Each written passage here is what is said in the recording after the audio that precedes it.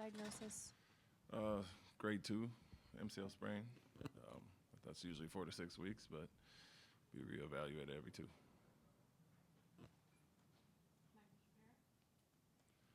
You know, looking back now with hindsight, what are the things you think went wrong the most late against New York, and is there anything you think that you should have done either rotationally or anything like that? I don't think it was just late. I think it was the whole quarter.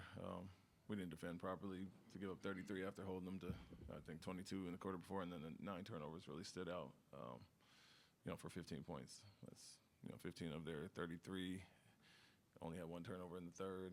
Missed some really good looks, wide open threes and Kevin pull-ups, and Alpern had some great shots too. But a combination when you turn it over, you want to get more shots there. Didn't. So was both ends, honestly. We went to a few different things rotationally to switch more and go after Brunson. And he hit some tough shots. Towns hit some tough shots and some good defenders. Coach, just given that this team's identity is on the defensive end, do you think that sometimes when there's slippage in that area that has a carryover effect to the offense? I would say it's the other way around more often than not.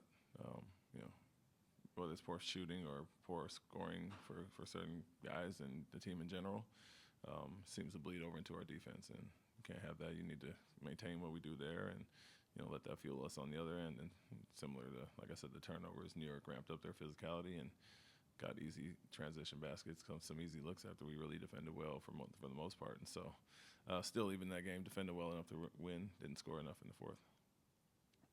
Dorian's played 20 or more minutes in 3 straight games. Where is he at in terms of, the minutes limit and just overall what you're seeing from him in terms of his physical progression? I think he's in 20 to 25-minute range. He's in that range now, and I'm not sure.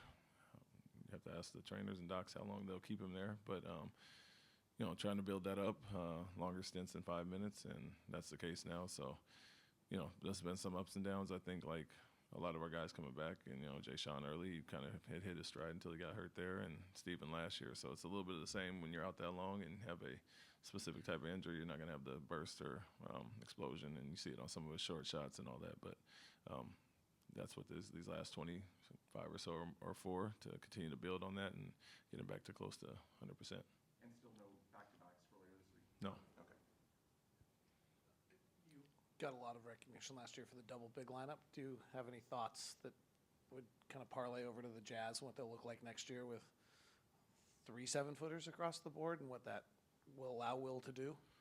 Yeah, I mean, Will's been around me in a long time. We had all that in San Antonio, did it in Boston, and so he's accustomed to that, but it's really based on your personnel, what fits, and I think he's kind of employed a triple big before with Markkanen at the 3, and so a lot of versatility there. You can kind of see the picture coming together for them, and with the additions and Kessler coming back, and so they'll have a lot of options, and I'm sure they'll figure it out.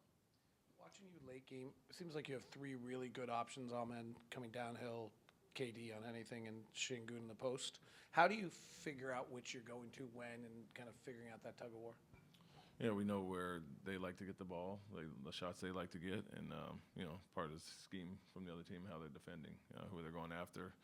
Let those guys generate offense, but I think the balance is the key, and not getting stagnant, dependent on 1 or 2 things. You want to, use all those 3 strengths specifically, and then you have Jabari, Tari, and other really good shooters around them, Reed as well. And so, like I said, this year we've done it non-traditional with the point guard and trying to use all 3 of their skill sets, but the more balance we can have, like we do throughout the game, and not get stagnant and dependent at the end, to be better for us. And with a second-year guy like Reed, are you trying at all to kind of ride the ups and downs and kind of give him a little bit of leash, or is it the same kind of, I guess, plane as any veteran player at this point in the year? No, I mean, going into the season, we kind of had a set rotation with certain guys, and Reed was a guy we were going to give a certain amount of minutes to regardless, and, played through the ups and downs, being that he, didn't play as much last year, his rookie year. And so you live with some, but you also want to see growth and progress in certain areas as well. And so the game time decision, playing time, will be based on that. And if he defends at the proper level or is aggressive on offense, make or miss a shot, it's just making the right read. And then I think he's growing in the pick and roll, and he gives us another aspect there. So just continue to see growth from him, and that'll be determined game by game.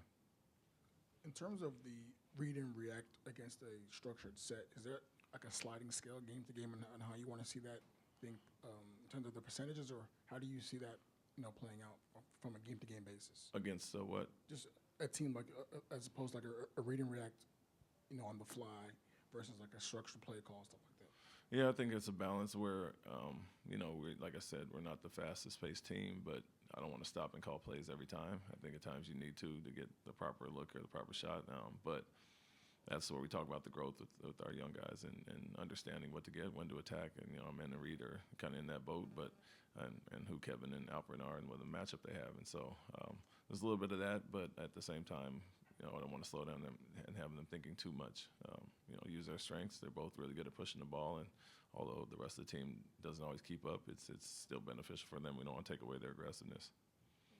Thank you.